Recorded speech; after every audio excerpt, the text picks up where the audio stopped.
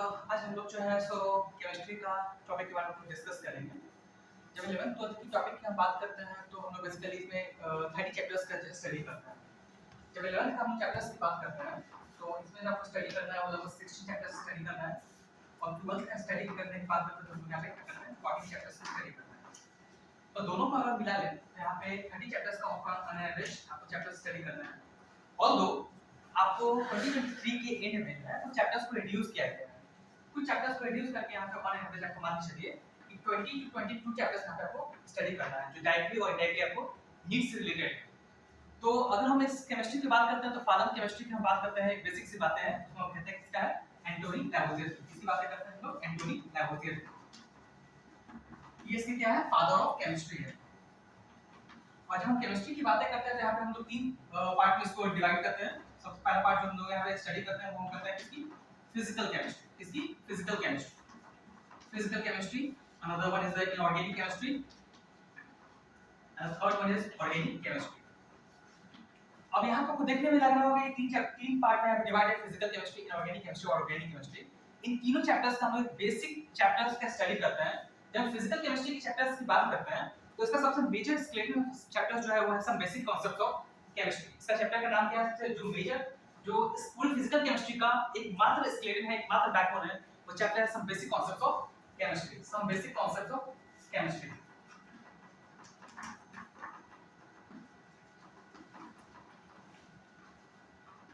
और जब inorganic chemistry की हम बात करते हैं तो यहाँ पर बात करते हैं किसकी पीरियोडिक टेबल किसकी पीटी पीरियोडिक टेबल। ये पीरियोडिक टेबल जो चैप्टर है वो पूरी इनऑर्गेनिक का क्या है बैकबोन है बेस है। अगर ये चैप्टर का कमांड हो गया इट मींस आपके पूरे इनऑर्गेनिक केमिस्ट्री का कमांड हो गया। Similarly some basic concepts of chemistry का कमांड हो गया तो आपके 11th और 12th का पूरा कंप्लीट फिजिकल केमिस्ट्री का क्या होगा एक ग्राफ बनेगा कमांड बनेगा। और जब हम ऑर्गेनिक केमिस्ट्री की बात करते हैं तो यहाँ पर जनरल ऑर्गेनिक केमिस्ट्री यानी कि जीओसी जो चैप्टर है वो उसका हमारा कमांड बनेगा। जो मैं भी यहाँ पर केमिस्ट्री बताने की कोशिश कर रहा हूँ मैं इसी कंप्लीट 11th और 12th दोनों को एक साथ मान के आपको बताने की कोशिश कर रहा हूँ। आप समझेंगे ये 11th क्लास सेपरेट नहीं है 12th क्लास सेपरेट नहीं है both are included for NEET and as well as J. और ये आपको नीट और जे के साथ साथ 12th के बोर्ड एग्जाम में भी हेल्प करेगा।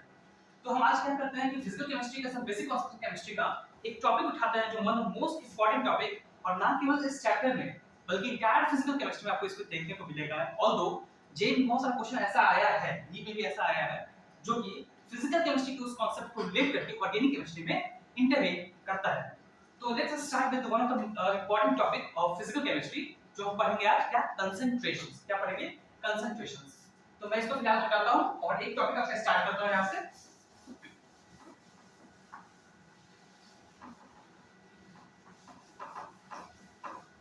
हम लोग आज एक टॉपिक को स्टार्ट करते हैं और उसको डील करते हैं। बहुत अच्छे से समझने की कोशिश करिएगा कि उसमें क्या हम लोग स्टडी करेंगे। हम लोग ये टॉपिक का नाम देते हैं क्या कंसंट्रेशंस। क्या देते हैं कंसंट्रेशंस। कंसंट्रेशंस देखिए जब ये कंसंट्रेशन टर्म्स हम कहते हैं छोटा सा टर्म है कंसंट्रेशन जब इसका टर्म को समझने की कोशिश करते हैं तो यहाँ पे बेसिकली हम लोग बहुत सारी टर्मिनोलॉजीज को समझते हैं बहुत सारी टर्मिनोलॉजीज को समझते हैं और सारे टर्मिनोलॉजीज जो है आपके सिलेबस का एक हिस्सा है और बहुत ही इंपॉर्टेंट कह सकते हैं कि रीढ़ की हड्डी है स्केलेटन है जो आपको आगे के चैप्टर्स में समझने के लिए क्वेश्चंस को बनाने के लिए हेल्पफुल होगा। तो कंसंट्रेशंस में हम बहुत सारे टर्म्स का स्टडी करेंगे जिसका पहला टर्म होगा क्या मोलैरिटी। क्या होगा molarity. Molarity another one is molality another one is what molality third one is the mole fraction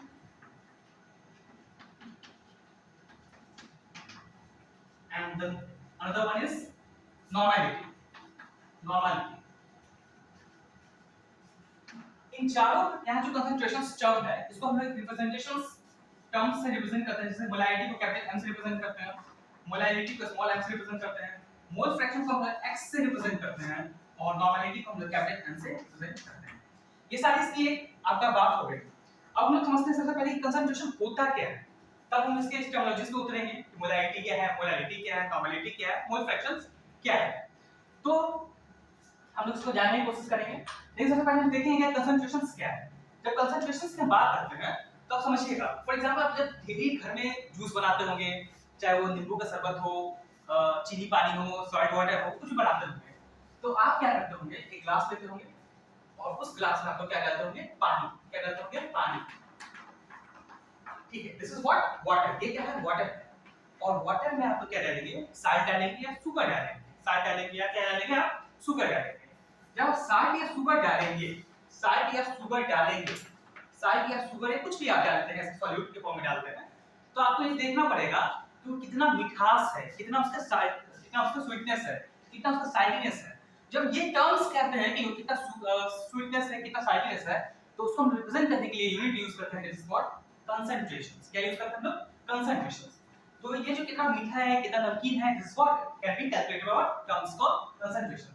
इसी कंसंट्रेशंस को हम लोग डिफरेंट पैरामीटर्स के फॉर्म में यूज करते हैं। The first parameter is called molarity, another one is molality, another one is mole fracture, another one is normality. And as you can see, these are represented by another unit, another what we can say, the first the alphabet of this particular parameters. This is capital M, small m, x, and capital N.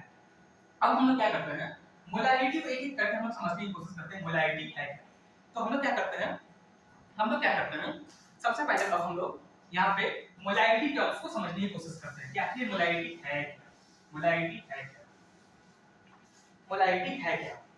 तो हम लोग क्या करते हैं यहाँ पे molarity terms को यहाँ पे रीड करने की कोशिश करते हैं। तो हम जानते हैं क्या है, जब इस पार्टिकुलर सॉल्यूशंस जो हम आप कहते हैं, जब आपको टर्म कहते हैं सॉल्यूशंस, तो आपको ये चैप्टर के फॉर्म में भी एक पढ़ना है, आपको ये चैप्टर के फॉर्म में पढ़ना है। क्लास 12 का पहला चैप्टर है सॉल्यूशंस। तो ऑब्वियसली बात है, जब एक चैप्टर से इतना एक टर्म पे दे रखा है, तो एक छोटा टर्म तो नहीं होगा, एक ब्रॉड टर्म होगा। तो फिर बेसिक सा बात यहां पे सॉल्यूशंस के टर्म में समझते हैं कि सॉल्यूशन है क्या। सॉल्यूशन जो हम बात करते हैं बेसिकली, तो हम लोग इसके अंदर दो टर्म्स की बात करते हैं, किसकी, सॉल्यूट की, and other one is solvent. Another one is what, solvent. पहला बात करते हैं सॉल्यूट की, और दूसरा बात हम लोग करते हैं सॉल्वेंट की। सॉल्यूट वो चीज होता है जो कि सॉल्यूशंस में कम अमाउंट में प्रेजेंट होता है, they are considered as what, solute. और सॉल्वेंट जो होता है वो सॉल्यूशंस में अधिक अमाउंट में प्रेजेंट होता है, तो ये कम होता है, ये ज्यादा होता है, आप समझेंगे बात। तो जब हम यहाँ पे साल्ट या शुगर मिलाते हैं, then that salt or sugar is considered what, solute. This is considered what, solute, and this is considered what, solvent. ये solute है, ये solvent है, समझ रहे हैं आपको। अब इस सॉल्यूशंस का हम क्या करते हैं, कंसंट्रेशंस को हम फाइंड आउट करते हैं। तो पहला कंसंट्रेशन का पैरामीटर जो है वो है मोलारिटी, हम लोग उसको थोड़ा समझने की कोशिश करेंगे। जब मोलारिटी की बात करते हैं तो हम कहते हैं number of moles of solute present in 1 litre of solutions. Number of moles of solute present in 1 litre of solutions. मान लीजिए ये सॉल्यूशन जो हमने बनाया है, इसका वॉल्यूम क्या है, 1 लीटर या 1000 ml, 1 लीटर 1000 ml। अब इसमें कितना हम लोग सोल्यूट यानी साल्ट और शुगर मिलाते हैं, तो जितना साल्ट और शुगर मिलाते हैं, कितना कंसंट्रेशन बनता है, कितना स्वीटनेस आता है, कितना साल्टीनेस आता है, that can be identified and measured through the concentration parameter in form of what, molarity, which is represented by capital M. तो जब यहाँ पे बात करते हैं number of moles of solute, किसकी बात करते हैं, number of moles of solute की बात करते हैं, number of moles of solute की बात करते हैं, number of moles of solute present in 1 liter of solution, present in what, 1 liter of solution। अब 1 लीटर कहना है या 1000 ml कहने बात तो एक ही, आप समझ ही रहे हैं इस चीज को। तो जब हम मोलारिटी यानी कैपिटल M की बात करेंगे, तो इसका हम लोग फार्मूला डिड्यूस करेंगे। क्या डिड्यूस करेंगे, आप समझेंगे बात को, number of moles of solute into 1000 by ml, जो हम लोग सॉल्यूशंस का वॉल्यूम दे रखे हैं उसको हम यहाँ पे रिप्रेजेंट करेंगे। यहाँ पे एक टर्म आता है number of moles of solute, number of moles of what, solute. जब number of moles of solute की बात करते हैं तो हम समझेंगे ये होता क्या है, ये टर्म्स क्या कहता है, समझेंगे इस बात को। तो number of moles of solute कहने का मतलब होता है जो वेट होता है प्रेजेंट, जो वेट सोल्यूट का होता है जो हम लोग सॉल्यूशन में डाल रहे होते हैं। मान लीजिए हमने साल्ट लिए, साल्ट मतलब कौन सा ले लिए, NaCl।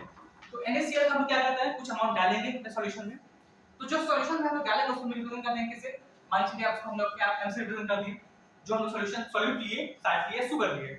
अगर हम साल्ट लेते हैं कॉमन साल्ट NaCl, तो इसका हम लोग यहाँ पे क्या दे दिए, गिवन वेट दे दिए जो हम लोग सॉल्यूशन में यूज किए, और इसका क्या करेंगे, मॉलिक्यूलर वेट दे देंगे। क्या दे देंगे, मॉलिक्यूलर वेट। अब आप सोचिए, आपको पता है कि NaCl का मॉलिक्यूलर वेट कितना है, Na का होता है 23 और Cl का होता है 35.5। जब दोनों को कैलकुलेट करें तो आएगा वैल्यू हमारे पास क्या, 58.5। क्या आएगा, 58.5। तो M बाय क्या हो जाएगा, 58.5। आप समझ रहे हैं, ये हमारा क्या मिल गया, नंबर ऑफ मोल्स मिल गया। तो उस नंबर ऑफ मोल्स को मैं आप क्या करेंगे, हम पुट करेंगे। मान लीजिए हमने यहाँ पे साल्ट लिए, तो नंबर ऑफ मोल्स मान लीजिए आपका W हो गया, और 58.5 प्लस मॉलिक्यूलर वेट इनटू 1000 और V ml जो आप सॉल्यूशंस का क्या लिए हैं, उसका सॉल्यूशन का क्या लिए, वॉल्यूम लिए हैं, उस सॉल्यूशन का वॉल्यूम मान लीजिए VmL है, मान लीजिए कुछ भी, अब कुछ भी हो सकता है। इससे हम क्या निकाल लेंगे, मोलैलिटी निकाल लेंगे।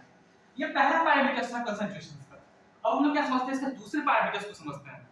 दूसरा पैरामीटर से पहला पैरामीटर से कहीं ना कहीं रिलेटेबल है, दूसरा पैरामीटर से कहीं ना कहीं पहला पैरामीटर से रिलेटेड, हम लोग उसको समझने की कोशिश करते हैं।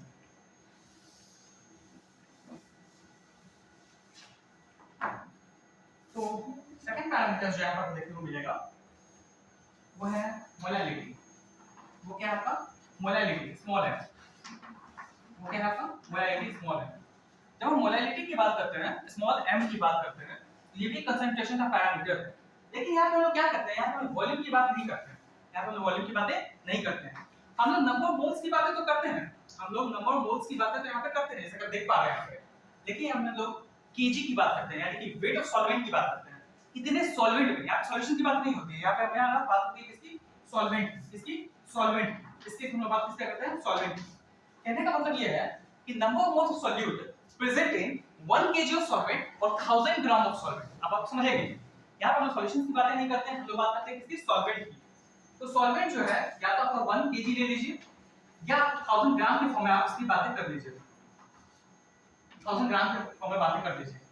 तो सॉल्वेंट जो है, कितना सॉल्यूट जो है, कितने सॉल्वेंट मिलाया गया है, आप सॉल्यूशन की बात नहीं करेंगे, हम सॉल्वेंट की बात करेंगे कि मतलब एक kg सॉल्वेंट में या 1000 ग्राम सॉल्वेंट में कितना सॉल्यूट मिलाया गया है, that can be considered as what, molality. That can be considered what, molality. आप समझ रहे हैं मेरी बात को?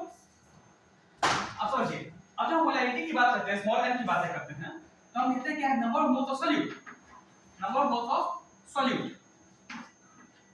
Present in 1000 gram of solvent, present in by weight of solvent in gram. हम लोग किसका बात करेंगे, आप समझ रहे हैं, यहाँ पे हम किसका बात कर रहे हैं, सॉल्वेंट की बात कर रहे हैं, सॉल्यूशंस की बातें नहीं कर रहे हैं। ये हमारा क्या होगा, मोलैलिटी स्मॉल है, और it is also the parameter of what, concentration. ये भी कंसंट्रेशन का क्या है, एक पैरामीटर है। अब हम थर्ड टर्म समझने की कोशिश करेंगे, नॉर्मेलिटी। वो बहुत ही इंपॉर्टेंट टर्म है, नहीं ना कि सिर्फ इस चैप्टर में आपके इंपॉर्टेंट है, फिजिकल केमिस्ट्री की फर्स्ट चैप्टर सब बेसिक कॉन्सेप्ट्स ऑफ केमिस्ट्री में इंपॉर्टेंट है, रदर इसका बहुत सारे यूजेस जो आपको डिफरेंट चैप्टर्स में, चाहे वो जीओसी के चैप्टर्स में देखने को मिले या बहुत सारा आपका इक्विलिब्रियम में देखने को मिले, थर्मोडायनामिक्स में देखने को मिले, वो टर्म आपको देखने को मिलेगा। तो हम थर्ड टर्म से हम स्टडी करने की कोशिश करेंगे, वो होगा हमारा क्या, नॉर्मेलिटी। क्या होगा हमारा, नॉर्मेलिटी। तो हम थर्ड टर्म जो कंसंट्रेशन का है वो लोग समझेंगे थोड़ा सा, क्या नॉर्मेलिटी, क्या ये नॉर्मेलिटी है, क्या नॉर्मेलिटी है, क्या इसको हम कैपिटल n से रिप्रेजेंट करते हैं, किसे रिप्रेजेंट करते हैं, कैपिटल n से रिप्रेजेंट करते हैं। तो जब हम नॉर्मेलिटी की बात करते हैं तो यहाँ पे हम लोग सॉल्यूशंस की ही बात करते हैं, सॉल्वेंट की बात नहीं करते हैं। किसकी बात करते हैं, सॉल्यूशंस की ही बात करते हैं। आप उसको समझेंगे, हम यहाँ पे किसकी बात करते हैं, सॉल्यूशंस की बात करते हैं, सॉल्वेंट के टर्म में बात नहीं करते हैं, सॉल्वेंट के टर्म में बात नहीं करते हैं, हम सॉल्यूशन के टर्म में बात करते हैं। जब नॉर्मेलिटी की बात करते हैं तो हम सॉल्यूशंस के टर्म में बात करते हैं, सॉल्वेंट के टर्म में बात नहीं करते हैं। एक बात देखोगे, यहाँ पे हम नंबर मोल्स के फॉर्म में जब बात करेंगे, कहते हैं number of gram equivalent, number of gram equivalent. अब बात होता है कि भैया ये नंबर ऑफ ग्राम इक्विवेलेंट है क्या, तो ठीक है, पहले हम लोग समझते हैं कि नंबर ऑफ ग्राम इक्विवेलेंट क्या है, हम यूज करते हैं, तो समझते हैं step by step number of gram equivalent होता क्या है।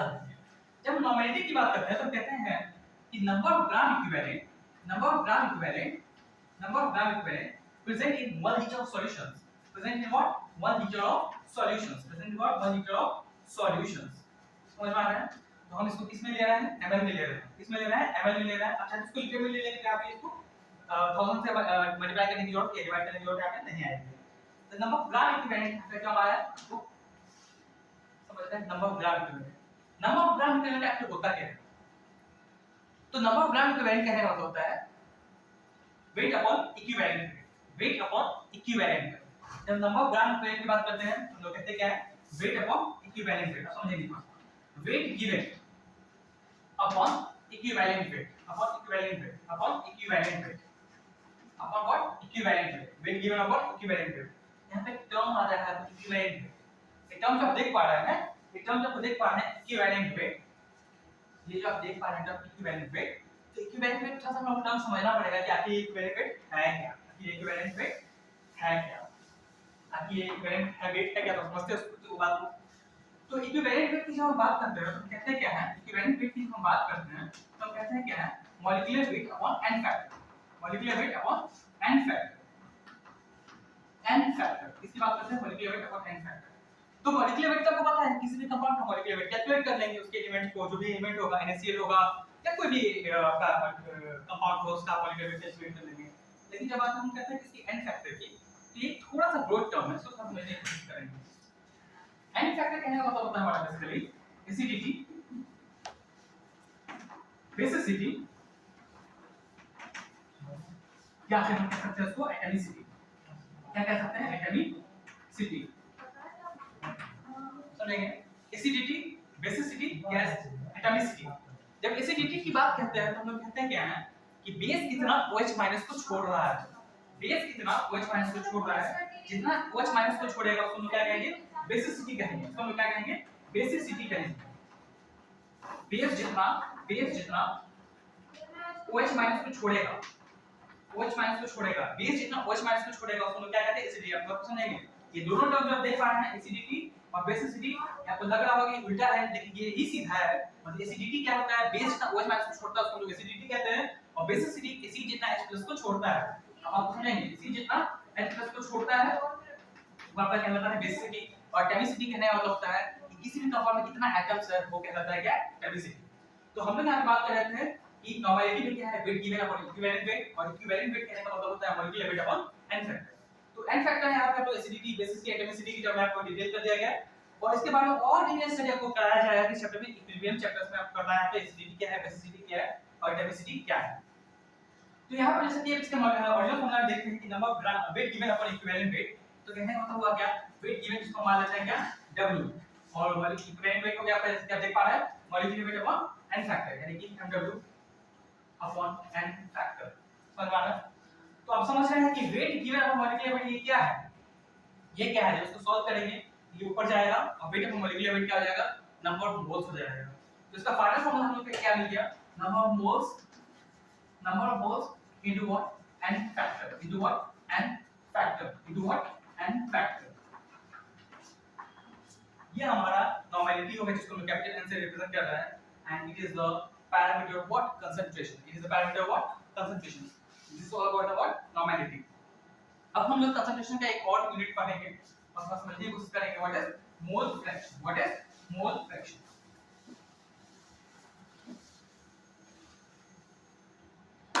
तो हम लोग इसका थोड़ा सा टर्मिनोलॉजी एक और समझेंगे, वो है क्या? मोल फ्रैक्शंस। मोल फ्रैक्शन इसको हम रिप्रेजेंट कर रहे हैं किससे? कैपिटल X से। किससे रिप्रेजेंट कर रहे हैं? कैपिटल X से। ये मोल फ्रैक्शन है क्या? ये भी कंसंट्रेशन है, क्या है? पैरामीटर्स है। तो इसको कहने का मतलब होता है बेसिकली कि number of moles solute present in total, present in what? Total solutions. Present in what? Total solutions.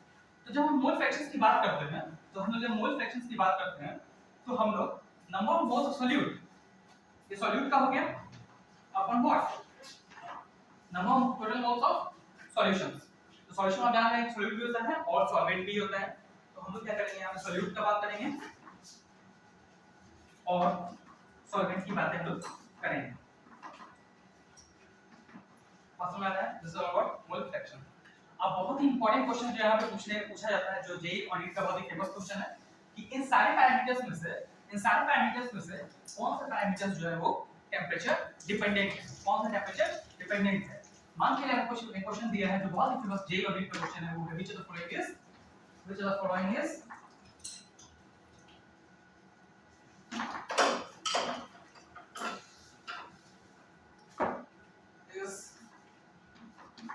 Temperature dependent. इसमें से कौन सा पैरामीटर्स है जो टेंपरेचर डिपेंडेंट है? और ऑप्शन मान लीजिए आपका वही चारों ऑप्शन है जो अभी मैंने आपको बताया। मोलैलिटी, ये बहुत अच्छे से याद रखेंगे कि ये क्वेश्चन आया हुआ है और बहुत बार आता है। Molality, third one is the normality,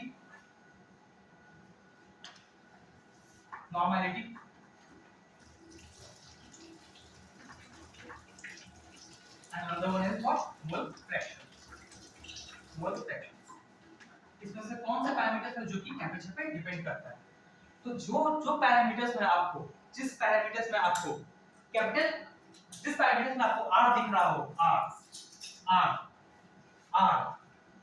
normality, sorry ये है R, आर दिख रहा हूँ और R stands for what? R stands for what? रानी, और रानी क्या करती है? गर्म होती है। So these are what? Temperature dependent. These both are what? Temperature dependent. ये क्वेश्चन आपका आया हुआ है, आप ध्यान से समझेंगे इसको। Temperature dependent. ये सारा का सारा जो पैरामीटर्स है, मोलैरिटी और नॉर्मैलिटी टेम्परेचर डिपेंडेंट है, बाकी molarity and fraction are not temperature dependent. I hope you understand my concentration parameters. So with this, I conclude my session.